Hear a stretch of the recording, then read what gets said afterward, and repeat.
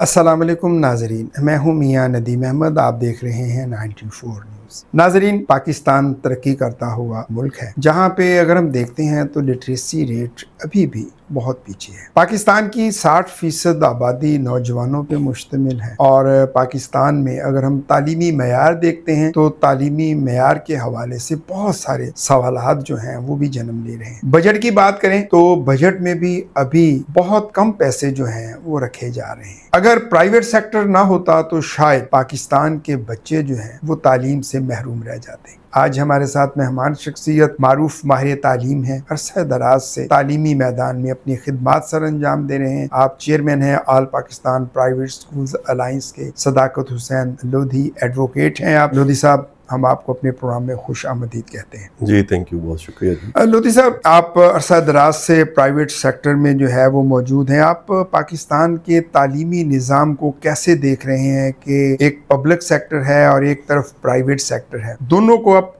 کیسے کمپیریزن کرتے ہیں؟ جی میاں صاحب، آپ کا کویسچن جو ہے نا، یہ بالکل آج کل یہ برننگ ایشو ہے۔ جیسے اسکولز جو ہیں وہ پبلک اسکول آؤٹ سورس ہو رہے ہیں۔ جی جی، آؤٹ سورس ہونے کا مطلب یہ ہے، یہ جو آپ نے کویسچن کیا ہے کہ پبلک سائٹ کو اور پرائیویٹ سیکٹر کو آپ کس طرح سے دیکھتے ہیں۔ پبلک سیکٹر چونکہ ناکام ہو چکا ہے، صحیح، اسی لیے ان کو آؤٹ سورس کیا جا رہا ہے۔ جی جی، یا آپ کہہ سکتے ہیں کہ ان کو پرائیویٹ لوگوں کے سپرد کیا جا رہا ہے۔ صحیح، اگر پبلک سیکٹر بہتر ہوتا اور اس میں کام کرنے والے لوگ، خاص طور پہ آنریبل ٹیچرز جو ہیں، جی جی، وہ اگر اپنے فرض کی ادائیگی صحیح معنوں میں کرتے تو پھر کبھی ضرورت نہ پڑتی ان اداروں کو آؤٹ سورس کرنے کی۔ صحیح، پرائیویٹ سیکٹر ہمیشہ وہ صف اول میں رہا ہے، جی جی، اور انہوں نے ایجوکیشن کے میدان میں سروسز دی ہیں، ریزلٹس دکھائے ہیں، بچوں کو ایک معیاری تعلیم دی ہے۔ صحیح، وہ خواہ پرائمری لیول پہ ہو، جی جی، مڈل سٹینڈرڈ کی ہو، سیکنڈری ہو، ہائر سیکنڈری ہو، یا ماسٹر لیول، تو اس میں ہمیشہ پرائیویٹ سیکٹر جو ہے اس نے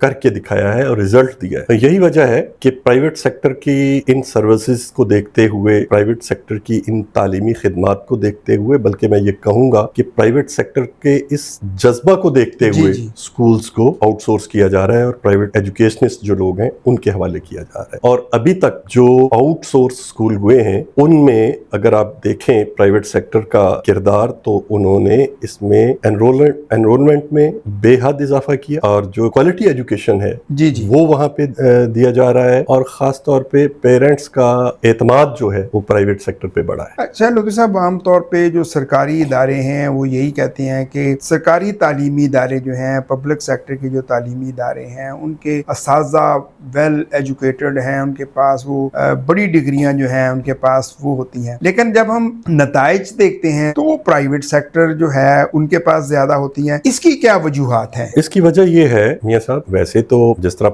پبلک سیکٹر کے پاس جو ٹیچرز ہیں جی جی، وہ ہائیلی کوالیفائڈ ہیں، اسی طرح سے پرائیویٹ سیکٹر کے پاس بھی ہائیلی کوالیفائڈ ٹیچرز ہیں۔ اب فرق کہاں پہ آتا ہے؟ فرق یہاں پہ آتا ہے کہ وہاں ٹیچر کو پتا ہے پبلک سیکٹر میں کہ میں کچھ کرواؤں یا نہ کرواؤں، میری سیلری مجھے ایک مہینے کے بعد مجھے ہر صورت ملنی ہے، اور پھر اس پر چیک اینڈ بیلنس نہیں ہے۔ صحیح، اس کی کمی ہے وہاں پہ۔ جو پرائیویٹ سیکٹر ہے وہاں پہ چیک اینڈ بیلنس ہے۔ جی جی، وہاں پہ ایک انسٹیٹیوشن کا جو آنر ہے وہ سر پہ بیٹھا ہے، اور وہ فیصلہ کرنے میں خود مختار ہے۔ اگر کوئی ٹیچر کام نہیں کرتا تو اسی وقت وہ اس کو شوکاز نوٹس دیتا ہے۔ صحیح، ادھر کیا ہے پبلک سیکٹر میں کہ یہاں سب آپس میں ملے ہوتے ہیں، جو ہیڈ آف دی انسٹیٹیوشن ہے ان کے پاس اختیارات نہیں کہ وہ اپنے سبارڈینیٹ کو، اپنے ٹیچر کو وہ پوچھ سکے، یا ان کو کوئی اس طرح کی سزا اور جزا کا اختیار نہیں ہیڈ کے پاس۔ صحیح، تو وہ ایک لمبی کورسپونڈنس شروع ہو جاتی ہے۔ ٹیچر کو بھی پتا ہے کہ جب تک میری شکایت جانی ہے تب تک میں نے اس کو مینج کر لینا ہے۔ جی جی، پرائیویٹ سیکٹر میں ایسا نہیں۔ پرائیویٹ سیکٹر میں فوری فیصلے ہیں، اور اگر ٹیچر کام نہیں کرتا تو اس کو شوکاز دینے کے بعد فارغ بھی کر دیا جاتا ہے۔ تو ٹیچر کو اس بات کا یقیناً خطرہ ہوتا ہے، اور وہ محسوس کرتا ہے کہ اگر میں کام نہیں کروں گا مجھے میرا فوری طور پہ نوٹس لیا جائے گا۔ یہ فرق۔ اچھا سر، موجودہ دور دیکھتے ہیں، آپ کو پتا ہے کہ جدت کا دور ہے اور ٹیکنالوجی کا دور ہے، سوشل میڈیا کا دور ہے۔ سوشل میڈیا کس حد تک بچوں کا نقصان کر رہا ہے، اور اس کا استعمال بچوں کو کیا تعلیم سے دور تو نہیں کر رہا؟ سوشل میڈیا ہر چیز کے دو رخ ضرور ہوتے ہیں۔ سوشل میڈیا کے ذریعے بہت سارے فائدے بھی ہوتے ہیں، جی جی، اور سوشل میڈیا کے ذریعے نقصانات بھی ہیں۔ جی، اب آ جاتی ہے بچوں کی بات۔ میاں صاحب، ایک ایج ہوتی ہے जहां इंसान अपना नफा और नुकसान का फैसला नहीं कर सकता। सही। एज यही होती है जो स्टूडेंट्स की, हमारे सही। छोटे एज के बच्चे हैं, 10, 11, 12, 14 साल तक, 15 साल स्कूल तक, लाइफ जो भी है। स्कूल लाइफ, इसमें नफा और नुकसान का नहीं पता नहीं होता और इसमें फैसला नहीं किया जा 9th सकता। वाले बच्चों को नहीं पता होता। यस, तो इसलिए सोशल मीडिया पे जो इस तरह की कुछ चीजें जो इखलाकी लिहाज से देखने के काबिल नहीं, तो वो बच्चे उनकी तरफ माइल होते हैं। तो जब वो बच्चे देखते हैं या सुनते हैं तो फिर यकीनन वो सब कुछ करने की भी कोशिश करते हैं प्रैक्टिकली। तो जब वो सब कुछ होता है उसमें कई किस्म के क्राइम्स ज़हन में आते हैं। जी जी, वो पैदा होते हैं। ये जो एक छोटा जहन और बिल्कुल बच्चों का जो जहन होता है वो उस कबूल करता है और उस तरफ जाने की कोशिश करता है। पेरेंट्स की जिम्मेदारी होती है यहाँ पे कि पेरेंट्स अपने बच्चे का ख्याल रखें कि वो सोशल मीडिया पे क्या देख रहा है, क्या सुन रहा है, और वो अपनी बच्चे की हरकत व सकनात बताती हैं फिर कि ये किस तरफ जा रहा है। पहले कहते होते थे कि बच्चे को अच्छा माहौल दें, जब ये सोशल मीडिया नहीं था, जिस तरह का माहौल उसको मिलेगा उसी माहौल में वो ढल जाएगा। सही। अब गो के बाहर गली मोहल्लों में या इधर उधर बच्चे की कंपनी नहीं, लेकिन अब जो कंपनी है वो एक ग्लोबल विलेज, पूरी दुनिया बच्चे की कंपनी बन गई है। जी बिल्कुल सही। सोशल मीडिया के जरिए से, और उसमें जो चीजें उसको अट्रैक्ट करती हैं, खा कोई क्राइम है, कोई बुरी बातें हैं, तो वो बच्चा उस तरफ जाएगा। अगर बच्चे की सही तरबियत की गई है तो उसी सोशल मीडिया में से बहुत सारी अच्छी बातों को अडॉप्ट करेगा। अच्छा लोधी साहब, आजकल हम देखते हैं कि बच्चे जो हैं वो बजाय इसके कि एजुकेशन वाली जो पोस्ट हैं देखने की बजाय बच्चे ज्यादा टिकटॉक और इस तरह की चीजें जो हैं वो अपना रहे हैं, और छोटे छोटे बच्चे जो हैं वो टिकटॉक की जानिब चले गए हैं। तो उनका जो पढ़ाई के रुझान कम है, टिकटॉक की तरफ ज्यादा है। इस रुझान को आप कैसे देख रहे हैं? जी बिल्कुल, टिकटॉक की तरफ बच्चों का बहुत ज्यादा रुझान हो चुका है। किसी दौर में सिनेमा की एक मार्केट होती जी थी, जी, तो लोग सिनेमा की तरफ जाते सही। थे। अब सिनेमा की मार्केट खत्म हो गई, बड़ी स्क्रीन की मार्केट ही नहीं रही। अब बच्चे आ गए हैं छोटी स्क्रीन पे, सोशल मीडिया पे, और बड़ी स्क्रीन को देखने के लिए घर से बाहर जाना पड़ता था, पेरेंट्स की इजाजत लेनी पड़ती जी जी। छोटी स्क्रीन को देखने के लिए आपको पेरेंट्स की इजाजत की जरूरत नहीं है, और ना घर से बाहर जाने की। इसके लिए टिकटॉक पे वो चीजें दिखाई जाती हैं जो इंसानी अकल और शऊर से बढ़ के होती हैं, तो उस तरफ बच्चे अट्रैक्ट होते हैं। अब ये जिम्मेदारी बनती है स्टेट की, गवर्नमेंट की, जी जी, कि वो टिकटॉकर्स के लिए लिमिटेशन मुकर्रर और एक कानून साजी की जाए कि जो टिकटॉक है वो किस हद तक बनाई जा सकती है, किस तरह की बनाई जा सकती है, ताकि बच्चे गलत रास्ता इख्तियार करने से। अच्छा, हम देखते हैं कि अब बड़े बड़े असातिज़ा जो हैं वो भी टिकटॉक पे आ गए हैं, और बड़ी बड़ी जो स्कूल ऑनर्स हैं वो भी टिकटॉक बना रहे। कहा यह जाता है उस्ताद एक रोल मॉडल होता है। अगर एक उस्ताद या एक प्रिंसिपल या एक स्कूल का डायरेक्टर छोटी छोटी बातों पे टिकटॉक बनाएगा तो क्या बच्चे उस तरफ आएंगे? इसको आप कैसे देखें? डेफिनेटली देखें, मादियत का दौर है। आपने अपना टिकटॉक अकाउंट बनाया हुआ है तो वो जाहिर है जितना देखा जाएगा उतना ही आपके अकाउंट में डॉलर्स और उतने ही आपके अकाउंट में पैसे आते जाएंगे। तो चूंकि ये एक बिजनेस के तौर पे इसको लिया जा रहा है, तो उसमें हमारे जो कुछ, अगर आप जिनका टीचर्स का जिक्र किया है, अगर वो कर रहे हैं तो उन्होंने एक बड़ा आसान सा रास्ता अपना लिया है। अगर इसी टिकटॉक को अपना बिजनेस बनाना चाहते हैं तो इसके जरिए से एक अच्छे मुसलमान की चीजें हैं, एक अच्छे इंसान की जो खासियतें हैं वो उनको जाहिर किया जाए और वो बच्चों तक पहुंचाई जाए, नई नस्ल तक पहुंचाई। तो इसी तरह से कौमी जिम्मेदारी है कि हमारे कौमी फराइज क्या है, हमें वो इन टिकटॉक के जरिए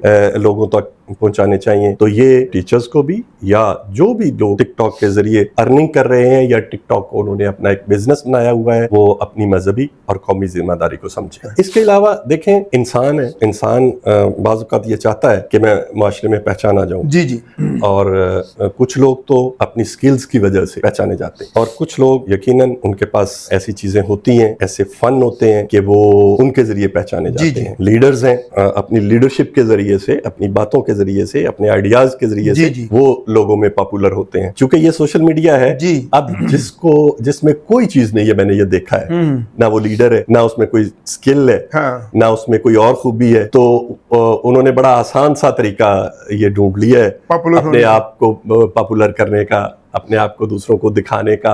अगर कहीं बैठे खाना खा रहे हैं, अगर कहीं वो जा रहे हैं, हालांकि खाना आप खा रहे हैं, सही है, उसका दूसरे बंदे को क्या फायदा है? बिल्कुल सही। और आप कहीं आउटिंग पे हैं तो आउटिंग पे आप हैं, दूसरे को उसका क्या फायदा आप दे रहे हैं, तो ये सिर्फ और सिर्फ खुद नुमाई के लिए भी ये इस्तेमाल हो रहा है। कुछ लोगों का ये ख्याल है कि जब से प्राइवेट सेक्टर में बिजनेसमैन आया है तालीम महंगी हो गई है, इसमें कहाँ तक सदाकत? जी बिल्कुल सही है मियां साहब, आपने बजा फरमाया है। देखें, ये एजुकेशन एक प्रोफेशन, और इस प्रोफेशन में जब तक प्रोफेशनल रहे हैं तो यकीनन इसका एक मायार भी रहा है जी। और फिर इसके अलावा ये एक कारोबार भी नहीं बना। कुछ लोग जिन्होंने देखा कि उनकी पावर लूम्स बंद हो गई, उनका कारोबार बाकी जो अदर कर रहे थे वो बंद हो गया, तो उन्होंने बड़ा आसान तरीका ढूंढा, बिल्डिंग बनाई, उसमें टीचर्स रखे, काम शुरू कर दिया। जो उस स्कूल का ऑनर है वो बिल्कुल प्रोफेशनल नहीं है और वो उसको एक बिजनेस के तौर पे चला रहा है, तो इसको हम कंडेम करते हैं कि ये बिल्कुल गलत है। एजुकेशन, तालीम, ये एक पैगंबराना पेशा है और इसको उसी तरह से ही लेके चलना चाहिए। ये एक बहुत बड़ी खिदमत है, इसको बेजा इनकम का जरिया नहीं बनाना चाहिए। बहुत शुक्रिया सदाकत लोधी साहब। जैसे आपने कहा कि तालीम जो है ये एक पेशा है, जो लोग एजुकेशनिस्ट हैं वो वाकई ही तालीम को एक खिदमत समझ के करते रहे हैं। प्राइवेट सेक्टर जो है वो अपनी खिदमत बआसन तरीके से सर अंजाम दे रहा है, जिसकी वजह से ही हुकूमत जो है वो अपने सरकारी इदारों को जो है वो प्राइवेट करने पर मजबूर हो गई है। इसी के साथ ही अपने मेजबान मियां नदीम अहमद को दें इजाजत। अल्लाह निगहबान।